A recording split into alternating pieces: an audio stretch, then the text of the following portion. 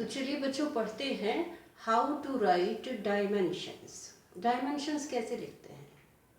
अब क्योंकि physical quantities दो तरह की हैं तो डायमेंशंस सबसे पहले लिखेंगे dimensions of fundamental quantities. Fundamental quantities में 7 डायमेंशन, 7 फिजिकल क्वांटिटीज की डायमेंशंस। तो आइए लिखते हैं डायमेंशंस ऑफ लेंथ।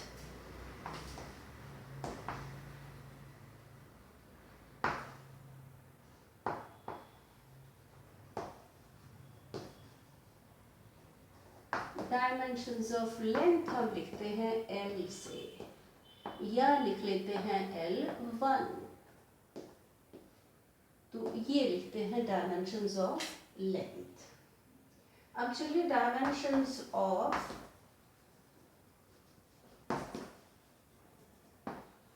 मास, इसके लिए हम लिखते हैं M विद ब्रैकेट। ब्रैकेट ये बताती है कि we are talking about dimensions. या लिख लेते हैं M1। डायमेंशंस ऑफ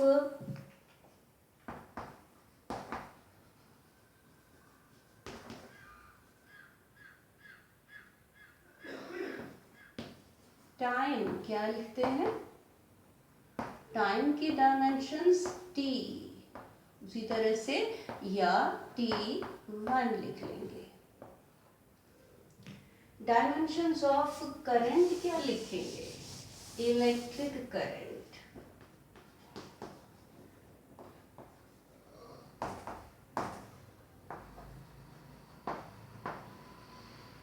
ये हम लिखेंगे A या A1। अब डायमेंशंस ऑफ टेम्परेचर,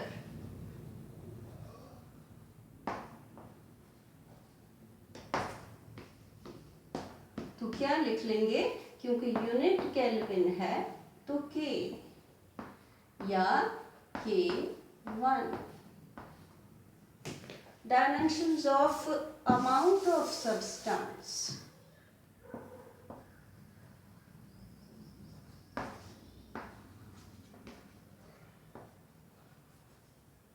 क्योंकि यूनिट है मोल तो हम लिख लेते हैं MOL, मोल।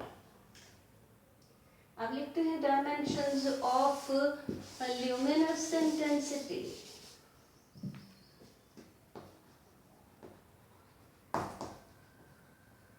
ल्यूमिनस इंटेंसिटी,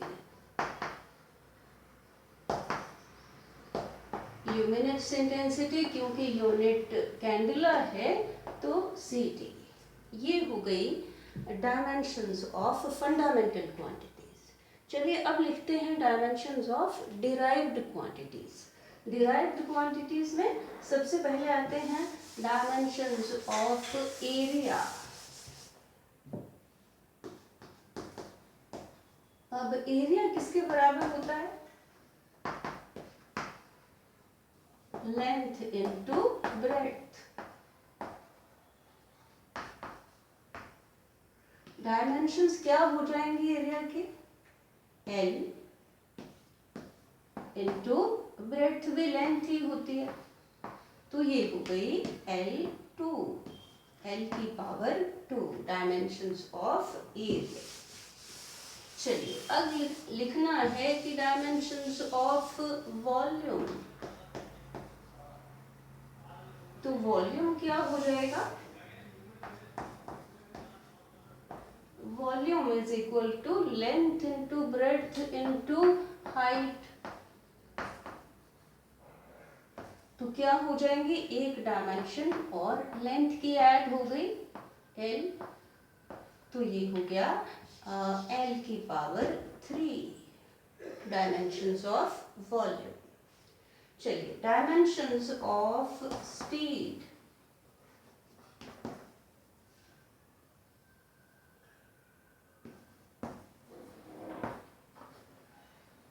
अब स्पीड किसके बराबर होती है,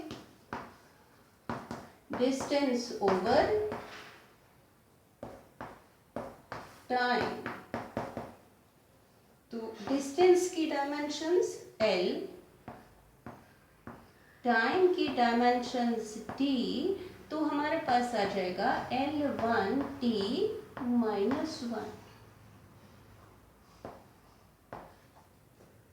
डायमेंशंस अगर लिखनी हो वेलोसिटी की, तो यहाँ क्या आ जाएगा डिस्टेंस की जगह? डिस्प्लेसमेंट।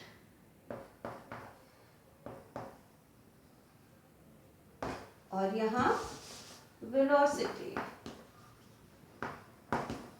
डायरेक्शन का डिफरेंस है स्पीड और वेलोसिटी में, तो क्या आ जाएगी? Same dimensions L1t -1। चलिए आगे लिखते हैं डायमेंशंस ऑफ एक्सेलरेशन।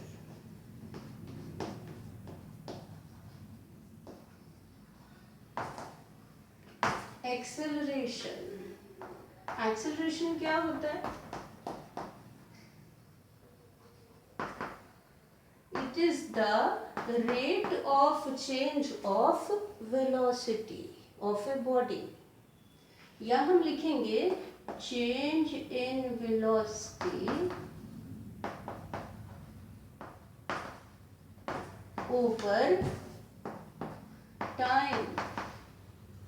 अब मान लीजिए वेलोसिटी चेंज हुई 20 मीटर पर सेकेंड से ये हो गई 50 मीटर पर सेकेंड। कितना चेंज आया? 50 माइनस 20 30 मीटर पर सेकेंड। तो चेंज इन वेलोसिटी की भी वही डायमेंशंस जो वेलोसिटी की, L1t -1, और टाइम के लिए t1 या t। तो एक्सेलरेशन की जो डायमेंशंस आ जाएंगी वो क्या होंगी? L1t -2। चलिए आगे लिखते हैं डायमेंशंस ऑफ डेंसिटी। डेंसिटी क्या होती है? Density is mass per unit volume, mass over volume. Mass की डायमेंशंस m1 या m, वॉल्यूम की डायमेंशंस L3, तो क्या हो गया? m1 L-3। जब यहाँ डेंसिटी को लिख देते हैं रो से, तो ये डायमेंशनल इक्वेशन बन जाती है। चलिए आगे लिखते हैं डायमेंशंस ऑफ फोर्स।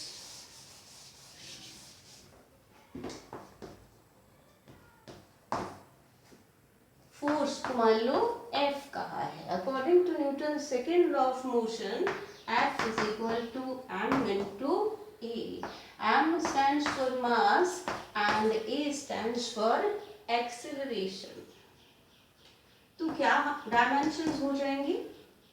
मास की m1, एक्सेलरेशन L1t -2, जैसे हमने यहाँ निकाली थी। तो ये हो गए डायमेंशंस ऑफ फोर्स। चलिए आगे लिखते हैं dimensions of linear momentum.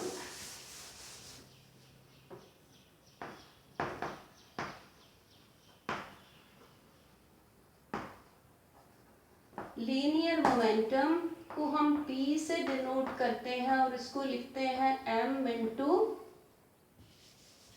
P is equal to m into V। m is mass and V is velocity। तो क्या डायमेंशनल इक्वेशन हो जाएगी? m1 वेलोसिटी के लिए L1t -1। तो ये हो गई डायमेंशंस ऑफ लीनियर मोमेंटम। चलिए आगे लिखते हैं डायमेंशंस ऑफ वर्क। वर्क को हम W लिखते हैं। अब W is equal to force into distance into cosine of the angle between force and displacement. F क्या है? Force. S क्या है? Displacement. Theta angle between force and displacement. तो इसकी dimensions F is equal to m into a. m1 L1t minus 2, ये हो गई force की डायमेंशंस. S डिस्टेंस या डिस्प्लेसमेंट L1 कोसाइन थीटा, क्योंकि रेशो है दो साइड्स की, इसकी कोई डायमेंशंस नहीं होती. तो ये हो गई वर्क की डायमेंशंस m1. इनको इकट्ठा कर लेते हैं L2t minus 2. ये डायमेंशनल इक्वेशन फॉर वर्क. चलिए अब लिखते हैं dimensions of energy. Kinetic energy मान लीजिए.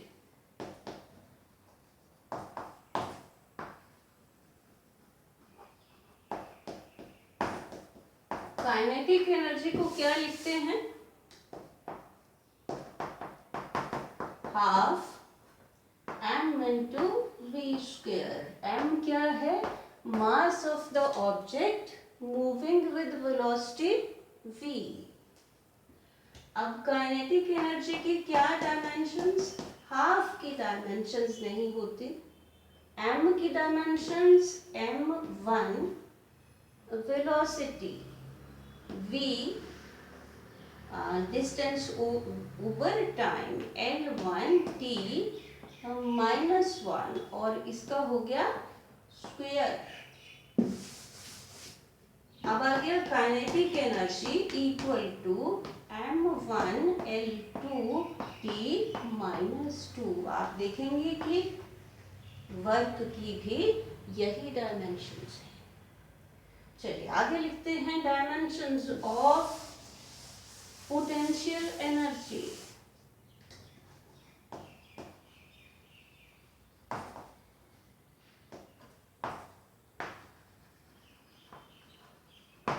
पोटेंशियल एनर्जी क्या होती है? PE से लिख देते हैं. ये होती है m into ji into H.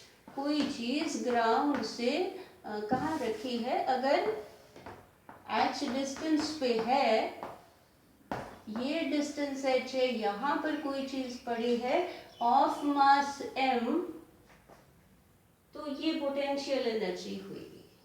m is the mass of the object, g is acceleration due to gravity, h is the height of mass m from the surface of the earth. अब चलिए dimensional equation लिखते हैं potential energy के लिए. m1 g acceleration due to gravity, कोई ना कोई acceleration है. एक्सेलरेशन की L1t -2.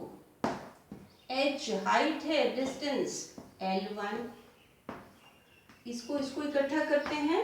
Potential energy is equal to m1 L2t -2.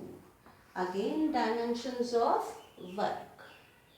चलिए आगे लिखते हैं डायमेंशंस ऑफ चार्ज. चार्ज की डायमेंशंस आपने पढ़ा है क्लास 10th में या 9th में कि इलेक्ट्रिक करंट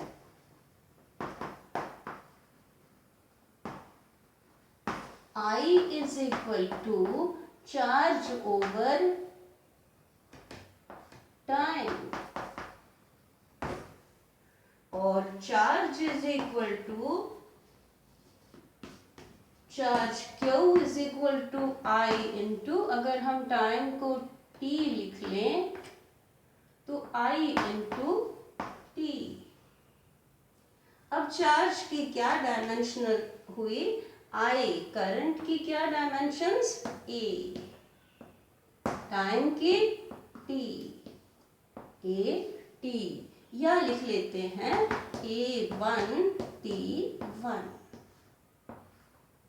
तो अब आप बाकी फिजिकल क्वांटिटीज की डायमेंशंस ट्राई कर सकते हैं, ट्राई करिए। Thank you.